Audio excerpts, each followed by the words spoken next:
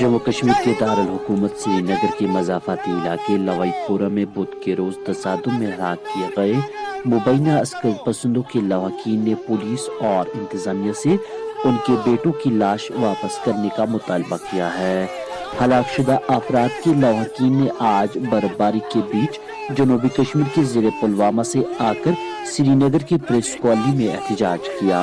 लवाकीन का कहना था कि उनके बेटों की लाशों को उनके सुपर्द किया जाए ताकि वो अपने आबाई कब्रिस्तानों में उनकी आखिरी रसूमात अंजाम दे सके। वो तलब है कि इन तीनों नौजवानों एजाज अहमद गराई, अथर मुश्ताक वानी और जुबैर अहमद लोन की लाशों को पुलिस ने पुलवामा से 125 किलोमीटर दूर वस्ती कश्मीर के जिले गांधरबल के सोनमर्ग में दफन किया है। ये फेक इनकाउंटर करके पैसे निकाल के और मेडल जीत के फिर बोलते हैं जश्न मना मेरे बच्चों, और घर में पैसे बेच के जश्न मनाते हैं। आज का ये जो प्रोटेस्ट है ये दो पॉइंट्स पे था। आज का ये प्रोटेस्ट 2 पॉइंट्स पे था। पहला पॉइंट ये कि जो HMT में आर्मी एक्शन हुआ इसकी इंक्वायरी हो जाए। तीनों फैमिलीज को डाउट है कि जो वर्जन हमें सरकार सुना रही है वो बिल्कुल फॉल्स है। उस इनकाउंटर की आराम से एक इन्वेस्टिगेशन टीम बनाई जाए, पूरा जो इन्फॉर्मेशन हमें बताई जाए।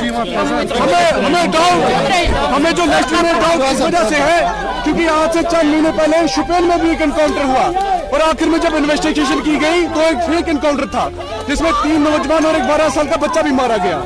हमें शक है, हमें लगता है कि इस एनकाउंटर में भी जो चीजें हैं वो सही तरीके से नहीं दिखाई जा रही हैं।